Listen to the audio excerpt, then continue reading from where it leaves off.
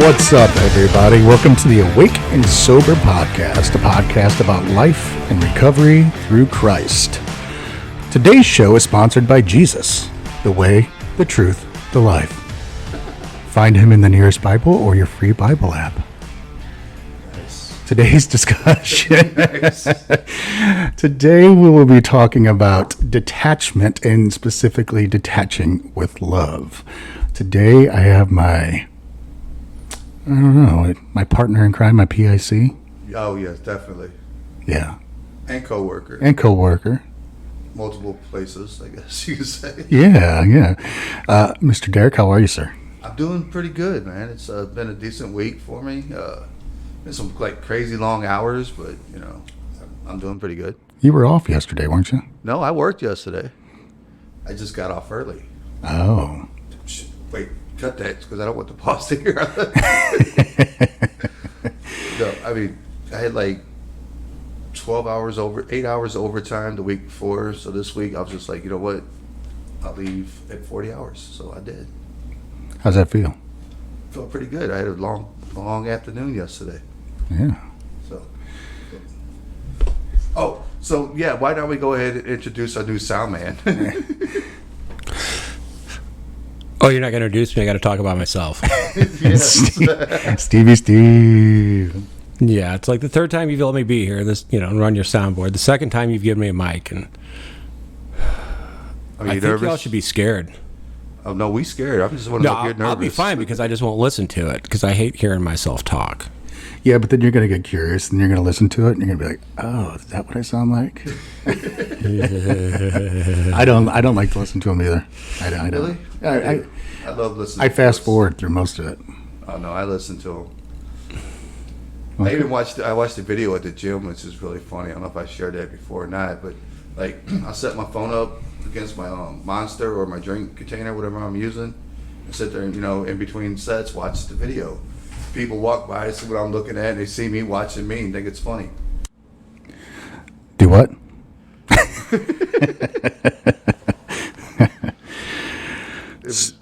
Wow, what happened? I don't know. We're a little off kilter today. Yes.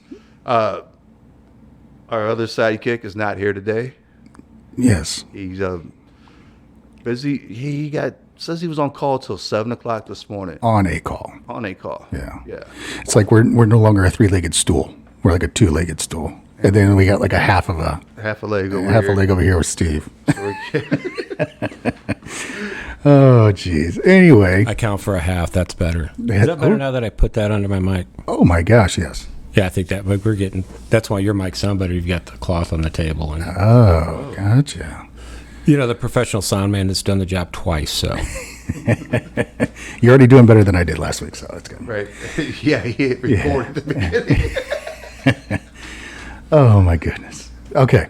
Detaching with love. Time out. How was your week? What?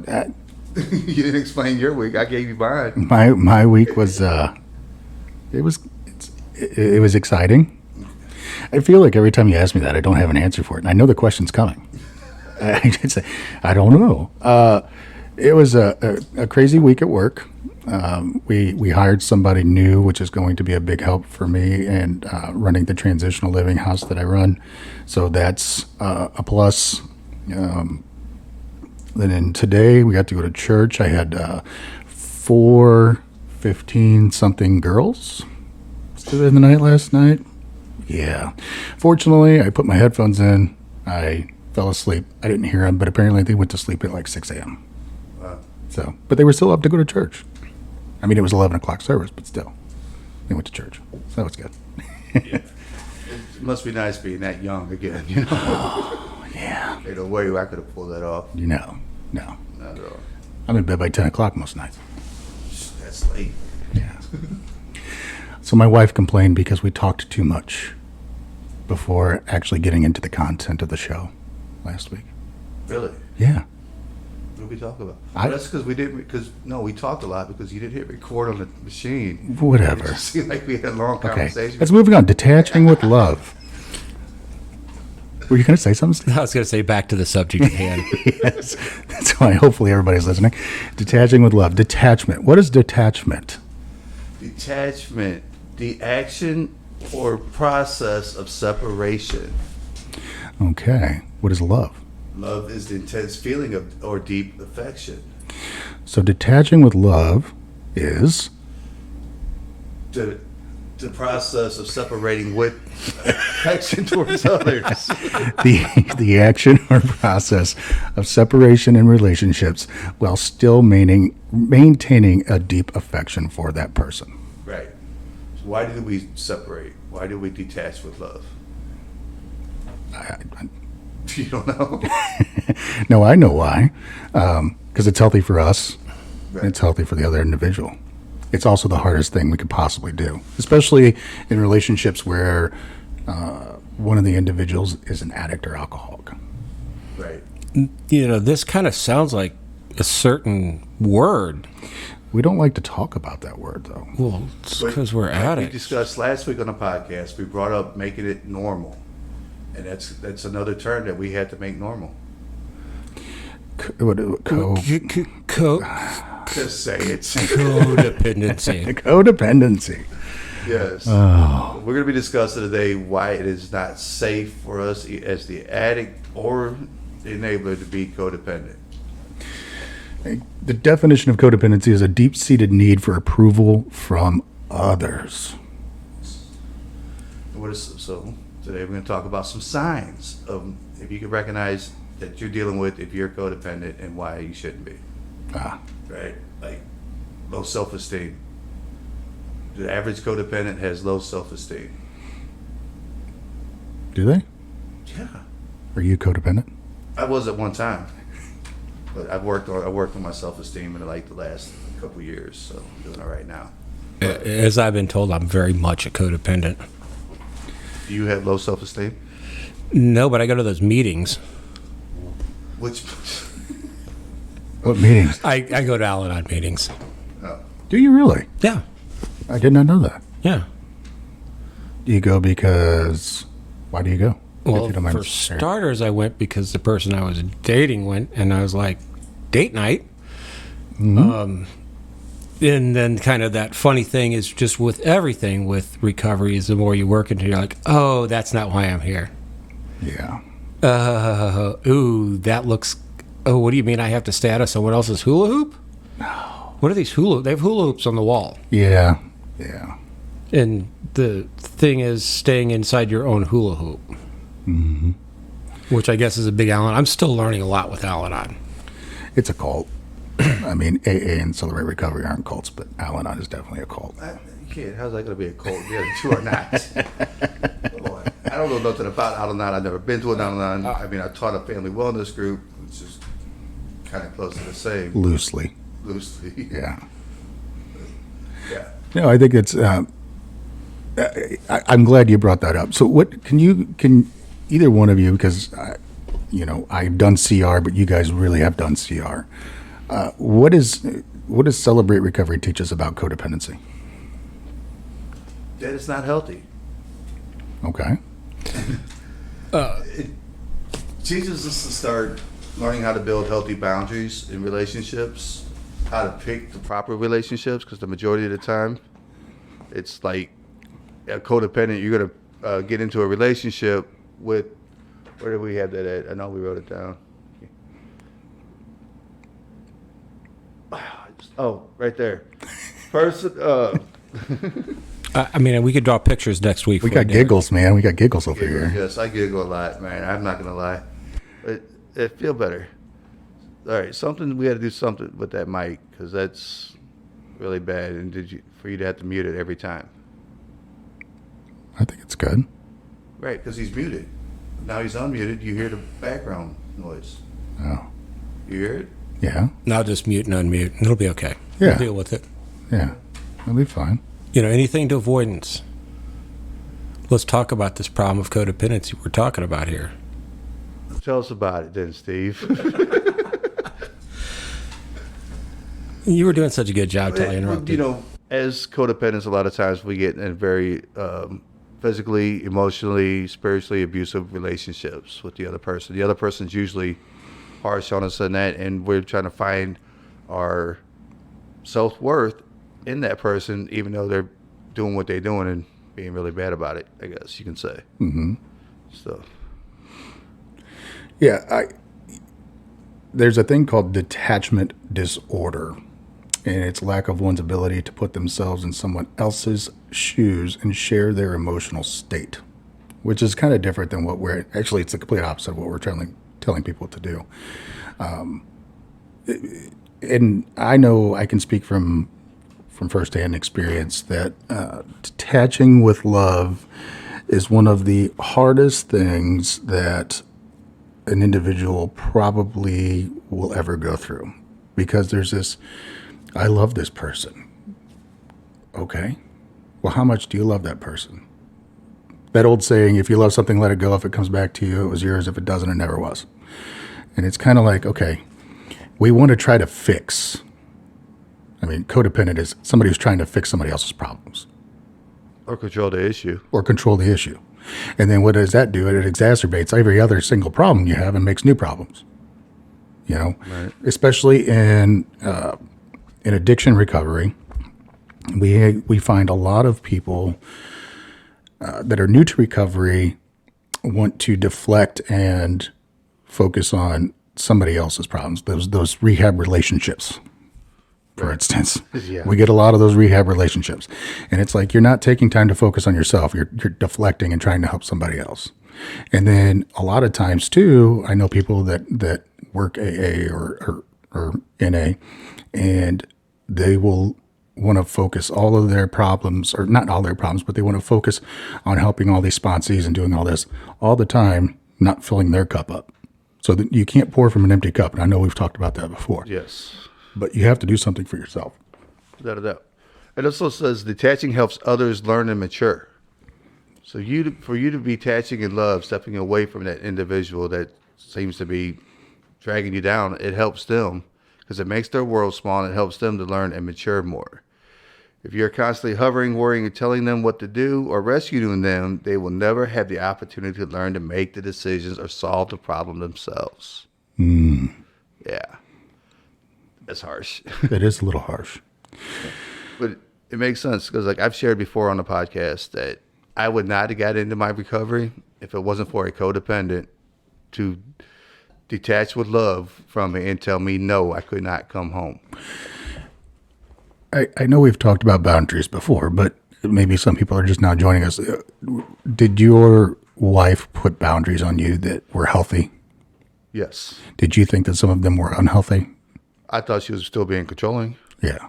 Like, she told me if I'm going to come back to the house, I had to start going to Celebrate Recovery, which I made the choice to already start going, but she said that was just going to be one of the boundaries. The days, when I start missing day for day, we're going to discuss more, and that. So, I mean, I was good with going as it was, but it did seem like she was still trying to control the relationship.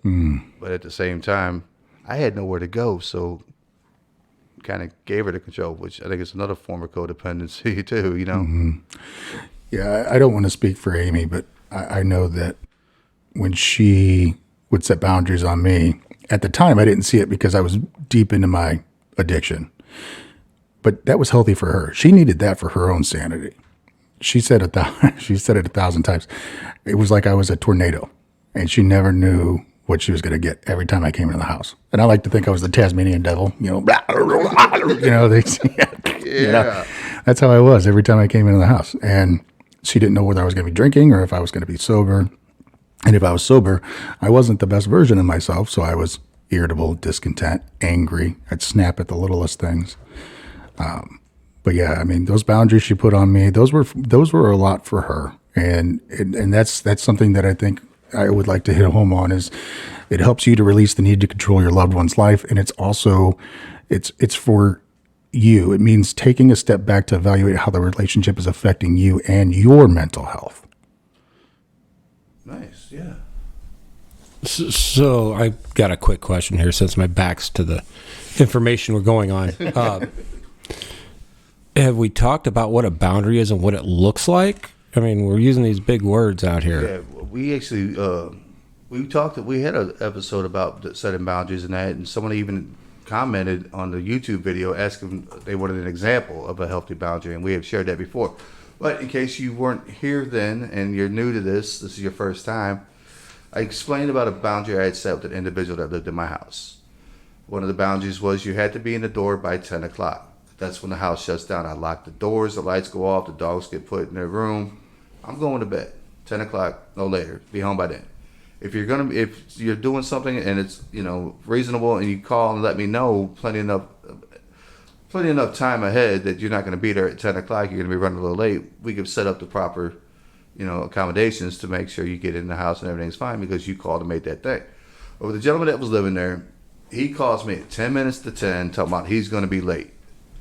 And I'm like, dude, you couldn't have called me ahead of time and let me know you were going to be late? Oh, we were watching a movie. All right. So the boundary was this: if you show up at the house after 10 o'clock, you might as well, you're better off finding somewhere else to sleep, or you're sleeping outside. Mm-hmm. And he was really expecting us to be, have the door open for him because he's calling 10 minutes to 10. He's 20 minutes away, so he's going to be 10 after 10. Why couldn't you call and let me know ahead of time that you were going to be late? Oh, we were watching a movie, bro.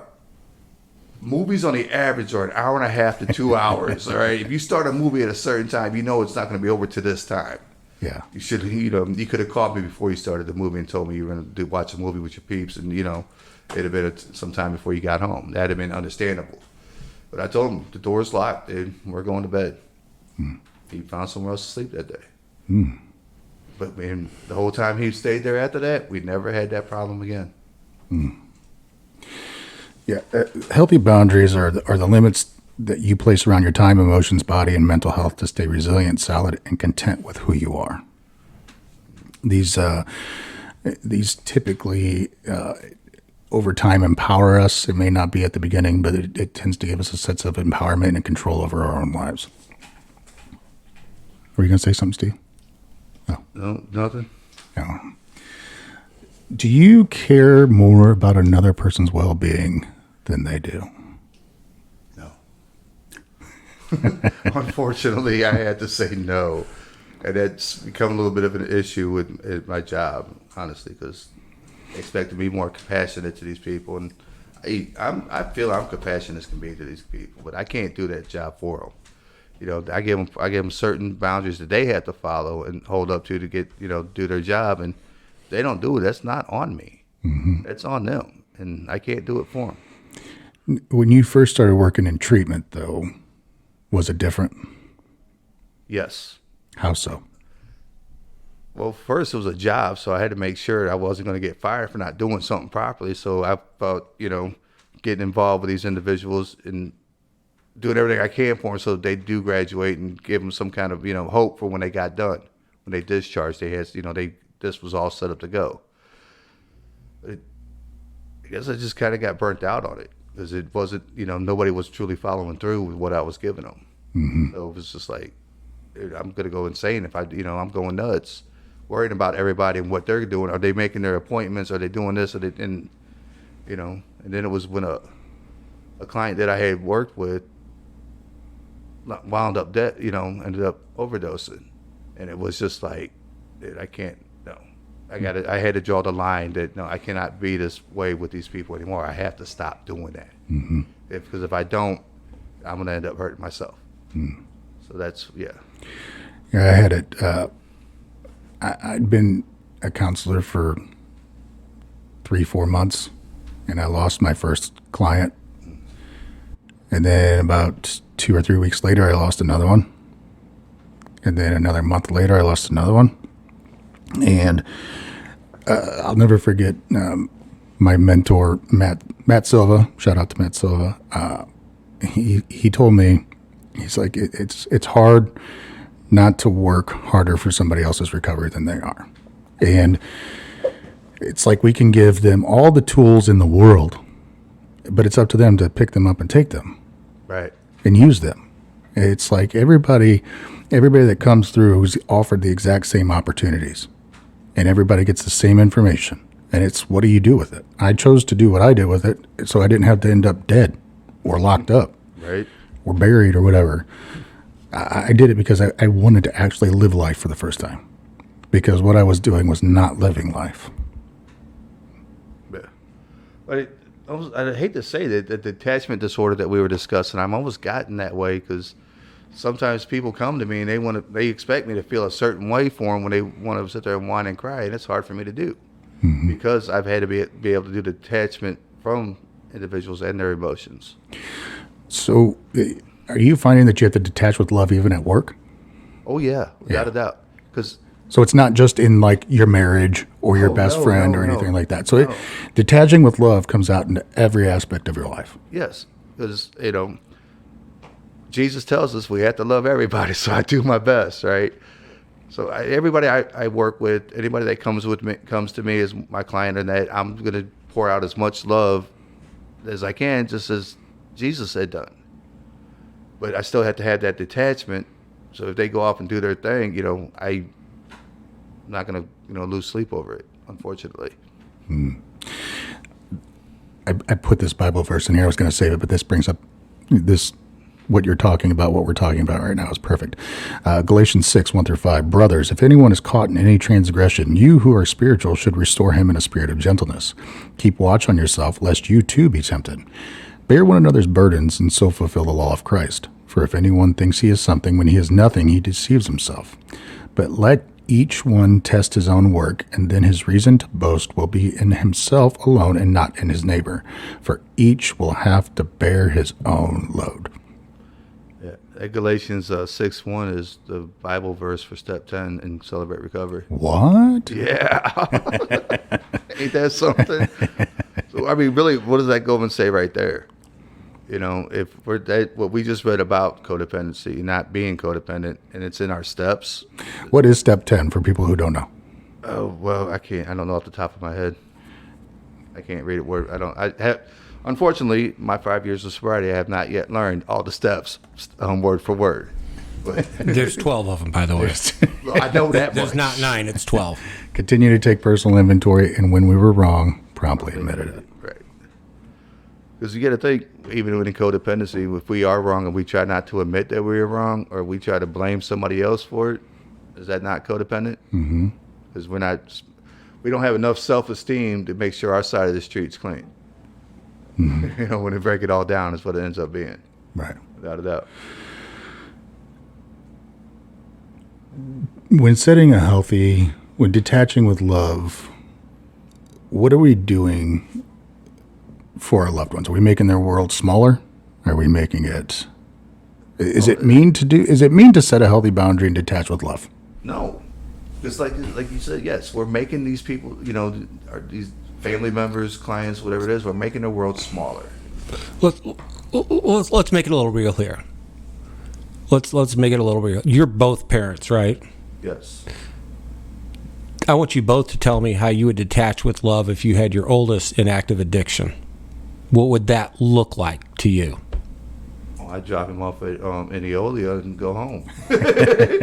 Detach that. Seriousness, though. I mean, how does that serious. look? I mean, that's not going to fix it. Okay, so you want to talk about I mean, like detaching? boundaries. How not? I mean, yeah, I get that part of it. I'd just drop them off. No, you wouldn't. You. No, would there be boundaries set? We talk about detaching with love, and that when my brother passed, all right, I felt so hard that it was my fault. I was blaming myself. My self-esteem went down. I was. What was the other thing we had on there? My self-care had become a problem. Mm-hmm. I wasn't owning up or identifying to who I was. And I don't know if you want to say that was being codependent, but my brother passed. I had a big issue with it, and I had to detach the fact that I had, I think it's detached with love. I couldn't control what he did. That wasn't my spot. He passed because of the choices he had made, and I had to own up to that, and that was hard to do. But that's how I detached from it. It doesn't affect me anymore because. And we just talked about this like a couple of podcasts ago. What we did when I brought up my brother last podcast, and how I wasn't was being able to maintain my emotions and stuff, and it was from detaching with love. Mm-hmm. I've been able to work on my emotions and maintain my emotions more. Mm-hmm. So there's another positive thing about detaching with love. That's a great question, Steve. And I thanks for putting me on the spot. Well, I mean, Who brought this guy, Come on. we talk about the ideas, but I mean, it's one thing to talk the theories and the thing. Well, how does it look when the rubber meets the road? So what's crazy is I would say if you would have asked me this question 5-10 years ago, I wouldn't have had an answer for you because I didn't have children at the time. And when Amy and I got married, I got instant family, right? So I was like, hey, one day, hey, here you go, I got kids. But being in recovery, I say this all the time. I wish everybody worked a 12-step program. Everybody. Codependent, addict, alcoholic, the world would be a much better place. It's as simple as following the 10 Commandments. Love your neighbor as yourself. The greatest commandment is this. So knowing what I know now, if my oldest or even my youngest came to me with an addiction problem, there would be some hard boundaries. And it would be, A, you're not going to do it in my house. B, if you continue to do it, you're gone. And it's harsh to say that, but I would give them the tools that they need. I would offer that, but if they don't want it, I'm not going to work harder for their recovery than I'm not going to work harder for their recovery than they are. It goes back to making the world smaller. Yeah. So you'd throw the kid out on the street? Yeah. They almost have. I mean, what's going to happen to him out there? Not my problem. More kids die in the home than die on the streets. Once you kick them out on the streets, they're going to survive a lot longer than they will in your home. Oh, absolutely. And a lot of people don't realize that. Mm-hmm.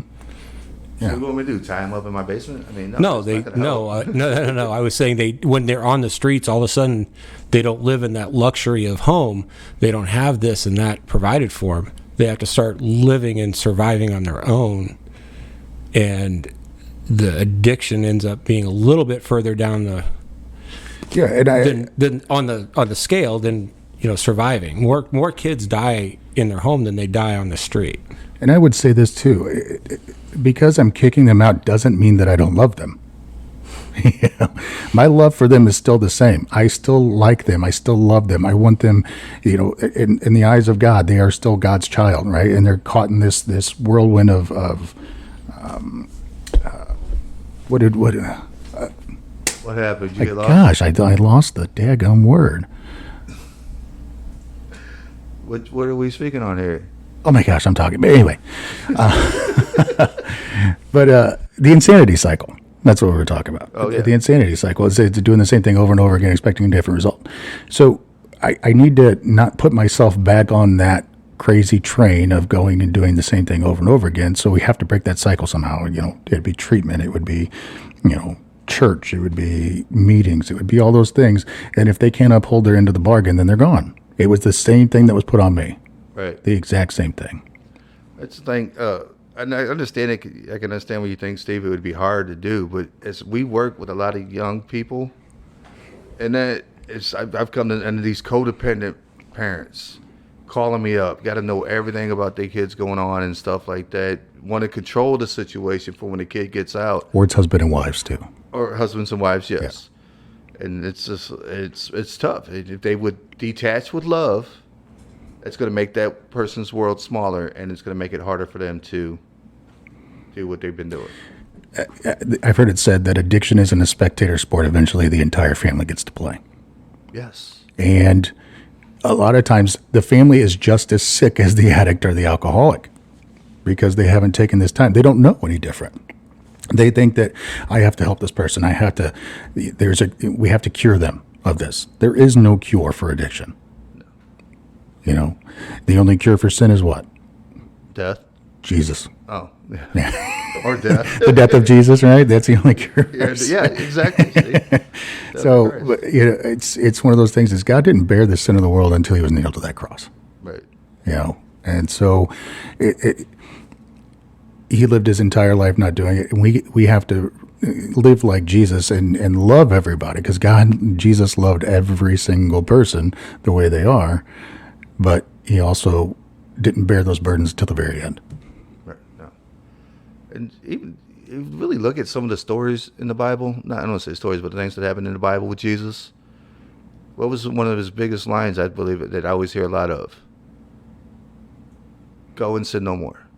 He would heal the person, detach with love, and tell them to go and sin no more.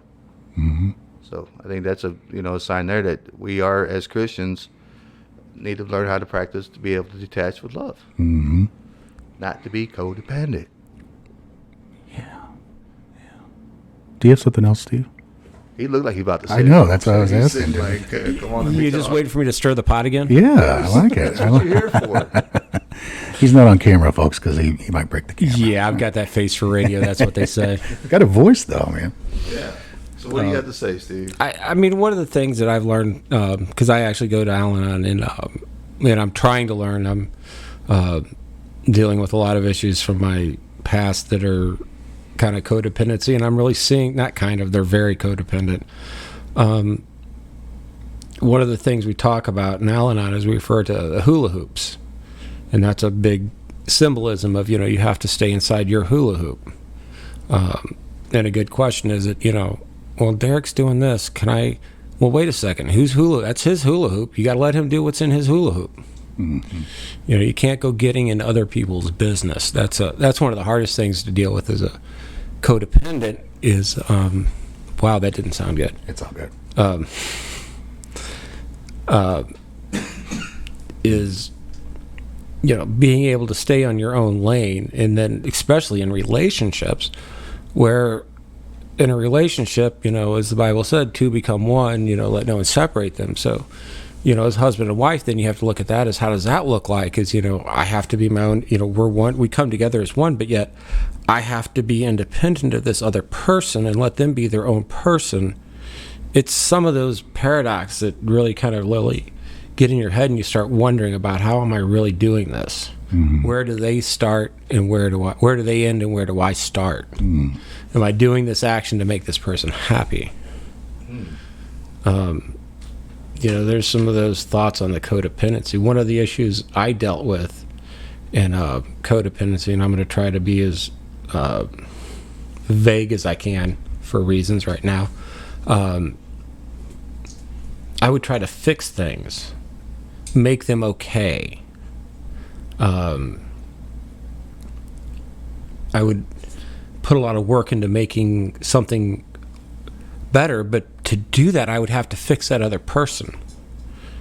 And that's where I'm finding that I had a lot of codependency and how sick I really was. Mm-hmm. And wish I could say more, but I'm just really not going to right now. There's certain reasons why. And it's really a few weeks ago, and I came to that realization, and some of my friends were like, dude, you never saw that? I'm like, no, I didn't. That was your way of trying to fix it in your head, wasn't it? I didn't see that. I don't know what you're talking about. Yeah, I mean, it wasn't a problem because I could fix it, I'll do whatever it takes to make this work because I don't know where they end and I begin. Right. When I hear that though, fixing it, I think a lot of times we're fixing it in our head. We're making it what they did. We're making it right by them. That's how we're fixing it. Okay, so they did this and they did that, but they were in the mood this way. So we're already fixing the situation in our head. Mm-hmm. Just like a prelapse situation with our codependency. We're already fixing it in our head before we put forth, try to fix it in real life. Does that make sense to you? Yeah, it makes a lot of sense. I mean, in my head, well, if I can do this, if I can get this person to do this, then they'll be happy, and then I can be happy. That's the thing. When we're being codependent, we're keeping that attachment too, especially the addict. As long as we're doing stuff for them, even though we're trying to control it, but okay, so I'll do this for them, but if they, and try to set up those unhealthy boundaries. What is that addict actually learning? What are they learning from all this? Not a damn thing, but somebody's got it for me, right? I mean, come on, you really think about it. If somebody's actually doing nothing, yeah. Right. I mean, when I was an addict and I had somebody that was make sure I had a roof over my head, if I needed to ride somewhere, they were taking me there to make sure I ate, all that stuff. I worried about nothing but where my next buzz was going to come from. Mm-hmm. And that's what we're doing when we're not setting these healthy boundaries and detaching with this love towards these addicts and that in our life. When we're dealing with that and we're not setting forth those boundaries, we're letting them get away with murder. Mm-hmm. And they're never going to change. and even as they grow weaker in their addiction, we are actually growing weaker in ours of codependency, right? So in order for us to grow stronger, we have to do that detachment with love. We don't have to stop loving them. And remember, it's not a selfish thing to detach, right? We have to show the love. I have family members that live, the next state over. I see them once a year because I know they're up to doing whatever it is they're doing. Even for my own safety and my own boundaries, I don't go around them because if I do, for one, I'm gonna be upset with them because I'm the eldest brother and they're messing up and I want to bend over my knee and spank them like Daddy would have. You mean you can fix them? I would that's the problem. So even I don't go around them because they use. I don't go around them so I don't affect my codependency. As I'm still working on that addiction as well. If I go around them, I'm gonna think I'm gonna be able to fix them. I'm gonna be able to take care of them. Get them over to my house and take care of them. And I've done that so many times, and they're my baby brothers. Yeah, I've been very codependent. Baby, if you're watching this, whenever you hear this, yes, I'm admitting to the fact I am codependent with my family. I love you, but I have been. First time live on air. Yes, first time ever. I don't admit that Hey, kind of Derek, stuff, maybe, right? maybe next week we can work on step 2. Shut the front door. I'm just saying. But Don't be ashamed of it, man. no, It's I'm okay. All right. I'm talking. Somebody mute his mic. But what I'm trying to get the point across is that I'm not muted my mic. No, you didn't. He's good. Okay. What was I saying? He had me off now. I'm gone. Your two brothers. My brothers, yes. I have to make their world smart. If I'm going to be the guy that's going to be taking care of them or show them, give them what they need, they're not going to change. And if I'm not a part of what they're doing, then I can't take blame for it either. Mm-hmm. And that's another way of healthy detachment, if you ask me. Because, like I said, with my first brother that passed, I blame myself for not being there for him. But with this detachment I have with my other brothers, sad to say, if the Lord decides it's their time to go, it's not going to affect me like it did with the first one because I've had that detachment. Yeah. I think it's important, too, that we're not saying not to be empathetic or sympathetic. We're actually, where do we got that one at? I don't know. It does not mean you are abandoning them or stop loving or even caring. It means taking a step back to evaluate how the relationship is affecting you and your mental health. Yes. That's what it's about, yes. We're not telling you to stop loving people. No.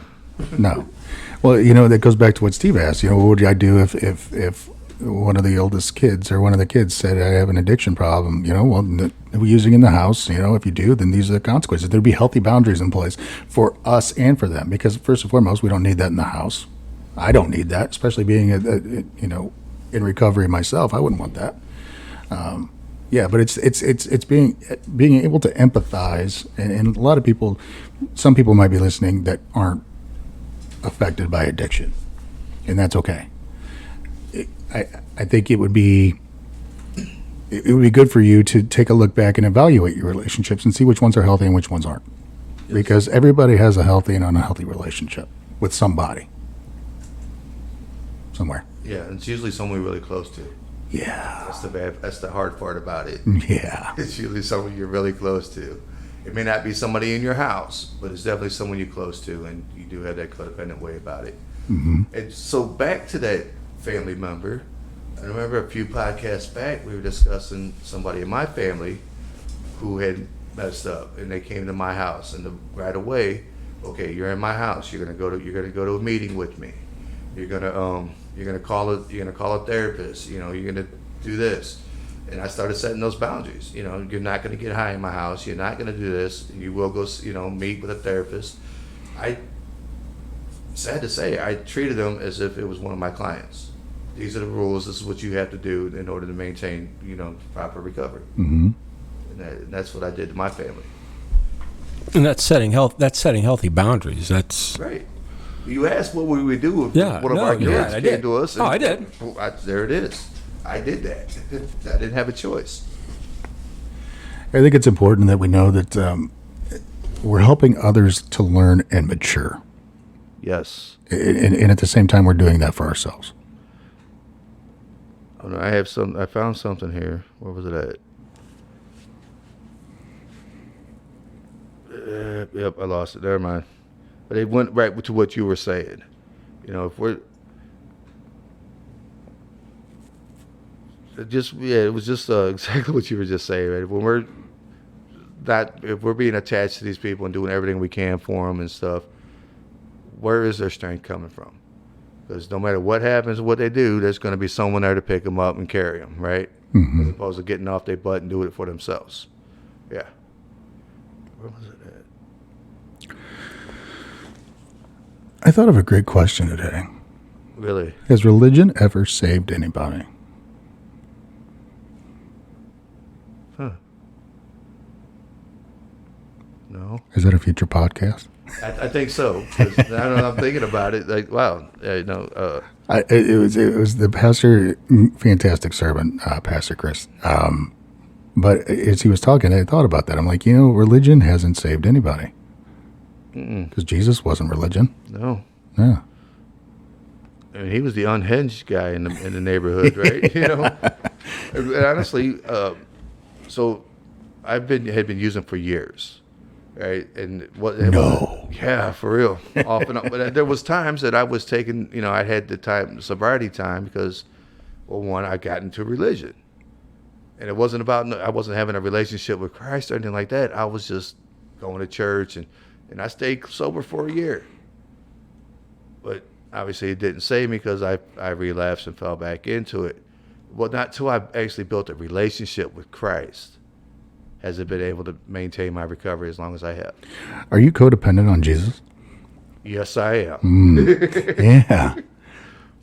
But are you codependent on Jesus? Oh yeah, I'm just codependent. wait, time out. You know what? Maybe I'm not. Because being codependent is finding your self-worth in somebody, right? When we wrote down a deep-seated The need for approval from others. As long as I'm doing what I feel God has called me to do, I'm not seeking for approval because I'm already doing what He wants. Yeah, so I think I could strongly say I'm not codependent on Jesus. Do I rely on Him to give me a future? I do, but I'm not building my self-worth on how He feels about me. Well, I mean, He feels pretty good about you. I hope so. Yeah, I'm pretty sure we learned that, Pastor Derek. Yeah, right. So kind of your religion question. I had to think about it for a few minutes, and it's word it again for me. Has religion ever saved anybody? Yes. Who? Sure. How? For being there to support someone when they need it. Okay. Is it the relationship with Jesus, with God that saves you, or is it the... Well, define saved. I mean, are we talking, saved in the spiritual sense of I'm going to heaven, my sins are forgiven? Or are we talking saved as, man, I was in a really bad place and this took me away from it? Both. So that's where I'm saying the saved in the spiritual sense, no. But yes, But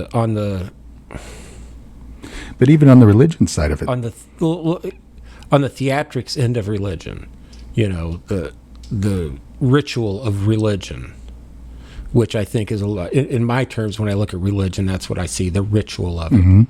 Yeah, I'm sure there's a lot of people that have, been saved from, things going on in their life, addiction or whatever, by leaning on that and not on God. So, yeah, I mean, even in AA, I mean, we refer to God as the God of how we see that. I don't remember the exact wordings of not God as we understand Him. God as we understand them, exactly. Which is not taking away from, in a Christ-centered recovery area. But so yeah, with those words, yeah, have people been saved by religion? No. Yeah, I would have to think about it. I just threw it up there because he threw out a question to us. What'd you do if your oldest child had addiction problems? I don't know. It's just a question I was thinking about. I don't want to get off topic too much, but I mean, honestly, we talk about the AA, and the God in AA is not a religious situation. So we can't really say, because of how they mention it in AA, doesn't make it a religion and make it saved. Because it just says that God as we understand Him. Really, that's what religion is. A lot of times, it's a bunch of rules and regulations on how they understand God. I mean, my concept of God is probably different than your concept of God. As a homeboy upstairs, Yeah, but I'm sure that it's the same principles, right, or the same central thing. But I might have a different outlook. I might have a different outlook on God than you do. Yeah, possibly. Yeah. Yeah. Yeah, but there you go. That's because of your relationship with God. You have Right. you have that sight. Yeah. Just as I have that relationship with God. So really, step 3 is telling you to have a relationship with the God. Mm-hmm. Not be part of a religion. Yeah. We're a cult. Yeah, but we all know where Bill took the 12 steps from, and most of the big books pretty much plagiarized right from the Bible. Yeah. Well, we understand that, but I'm just to say it's not about a religion. Right. That's a man-made thing. That's not going to really. Here we are as pastors talking about, that relationship with God. That's That's all it is. The relationship with God is what saves us. The only point I was going off on was kind of a devil's advocate of, yeah, there's some people that have found, serenity in that act, that theatrics, as you would say, of, Yeah. they, that's how they correspond with the saving. But we all know where the saving comes from. At least I know the two of you and me do. Yeah. Well, that's why we do a podcast, so others will know as well. How we doing on time? No, we're good. We'll keep going for a little bit. All right. So just kind of let's throw another one out here with you. We're talking about codependency here. And Jesus. In Jesus, but let's get a little more recovery talk on this. We've got a little Jesus talk. Let's do a little recovery talk. So one of the major defects of character that come out in a lot of people is codependency. Yeah. How do you all? You both work in the recovery field day to day. How do you deal with that part of someone's recovery? So, great question. And the reason this topic came to me today was because I've been dealing with this for the last couple of weeks with one of my clients. They deeply love this person, and mind you, they're in recovery as well, and they're trying to get this right, and they deeply love this person, and that person recently relapsed really bad, and so it was. I love this person. I want to help this person, and nobody else loves this person. I'm the only person. That individual kept saying, I'm the only person that loves this person. They don't have anybody else. And I'm like, buddy, I can almost pull it up exactly what I said, because I thought it was pretty good. Send that to my wife. I'm not concerned about the drinking as far as they're going or them relapsing.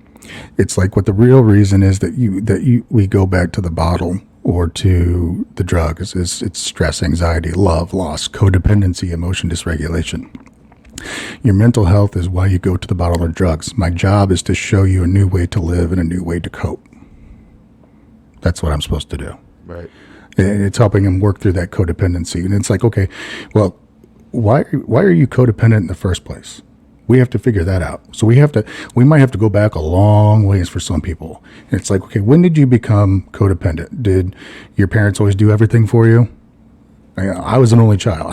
I was an only child. I am an only child. So, I had a pretty good life, and I was the only grandchild too. So I really didn't have to want for anything.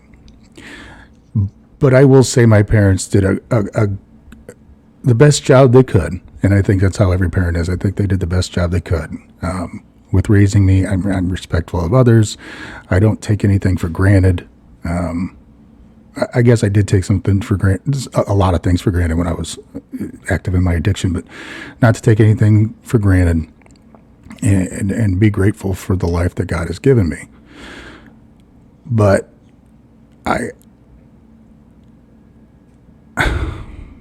What happened? I just I just saw up there, not codependent. That's what like, not codependent, no, in really in big pink letters. I'm looking at the man in the mirror. Sorry. No, but it's so helping them navigate this way through life, and it helps me too because I get to look back and reflect on my own life of where I might be codependent. So I don't know if that's really answering your question, but I do think it's important that we don't focus on others because we have to be selfish in our recovery in order to become selfless. So I'm asking you to be selfish, but it's not for all the wrong reasons. Because why we drink, why we use in the first place is typically because we're selfish. It's all about me. And I'm asking you to be all about you so you can help other people. Without being codependent. Well, yeah, they're not. I'm not going to rely on them for my sobriety, my happiness, my peace. Right. It wasn't like you said. We're selfish now, so not that we're selfless later, but we think of selfless later. Yes. You know. Yeah. Yeah. Codependency. Do you teach codependency as an addiction? An addiction to people? I think it's intertwined with everything I teach. Okay. I just I was teaching about the addiction tree and the roots and stuff, and it shows that codependency was an addiction to people. Just right alongside drugs and alcohol, sex and gambling. It was all the addiction, all the same. And when I literally looked into it, it does, because a lot of times with the people with their drinking and their drug use, there's a root cause of that. Physical, emotional, sexual, some kind of trauma in their past that they haven't properly dealt with has led them to drinking and using. Mm-hmm. Same with codependency. Yeah, and I think that's before I saw the not codependent up there, to answer your question, once we can find the root problem of where it all started, right? Let's work ourselves backwards, and then let's build up from that point forward. Yes, without a doubt. So, does that answer your question, Steve?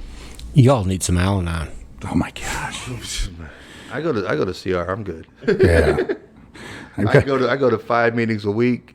Al-Anon actually ain't one of them. So I've got a mom who's on her 4th degree black belt in Al-Anon, and my wife's right behind her. So I'm good. I mean, I will say the meeting I go to, there's a lot of double winners in my meeting. Oh yeah. Yeah, and I know a lot of people in AA that do Al-Anon as well. Yeah. So. Yeah, one person in my AA meeting actually is like big in Al-Anon. Yeah. So yeah, I can see that. So how to let go of someone with love? All right, you got 8 points here. I thought these were interesting. I thought I'd like to bring them up. Bring them up. Close this baby out. 1, identify the reason. Ask yourself why you're now deciding to detach from that relationship. Yeah. 2, release your emotions. In a healthy way. Right. I'm thinking more of managing your emotions. Yeah, there we go. That's what I'm hearing on that. Yeah, because release, I'm like, ah! I don't think that's the way they mean. I think it's more on the managing line of, yes.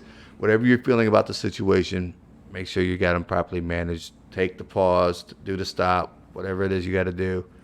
And excuse me. 3, don't react. Respond. What's the question? Are you listening to react or to respond? No. Are you listening to respond, or are you listening to understand? No, it's react, or we listening to understand. If we listen to react, we're gonna say something as soon as somebody's finished talking. But if we listen to understand, we come up with a response to give to that person. Oh. Yeah. I like mine better. That's fine. Okay. But this has actually been a big thing I've been teaching in my group therapy groups at 10:30. Lately, is the whole react and respond, because everybody's questioning. When they come out like this, I was like, because you're doing a reaction. Mm-hmm. Pause for a second, listen to what's really going on, and come with the proper response.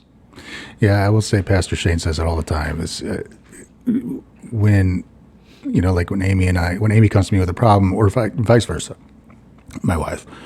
If she comes to me with a problem, I automatically, my initial response all the time is, I'm going to fix this problem for her. Codependency. Yeah. Right? But I have to take a step back and say, okay, wait, is she telling me this because she wants to vent or because she wants me to solve the problem? Because I can solve a lot of people's problems. Yeah, may not be the way they want, but Correct. you know. Yes. Yeah. Yeah. So, sorry. You ever ask her that? Like Shane says he asked his wife, "Are you telling me this so I can fix something, or are you just telling me this to vet?" I could do a much better job of it. I can tell you that. Yeah. I've gotten to the point where I start using that in relationships I'm in.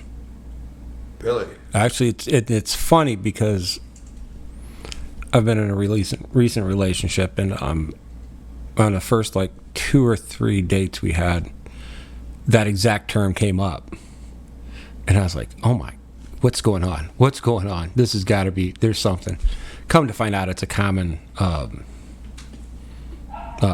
catchphrase in Al-Anon to help define. Do you want me to step into your hula hoop, or are you just, going on? Because I was like, Shane, man, and she said this, and Shane was like, even like, hey, Christina, do you know anyone else? And then come to find out, it's a common Al-Anon term that is really thrown around. Yeah. Okay. I did not know that.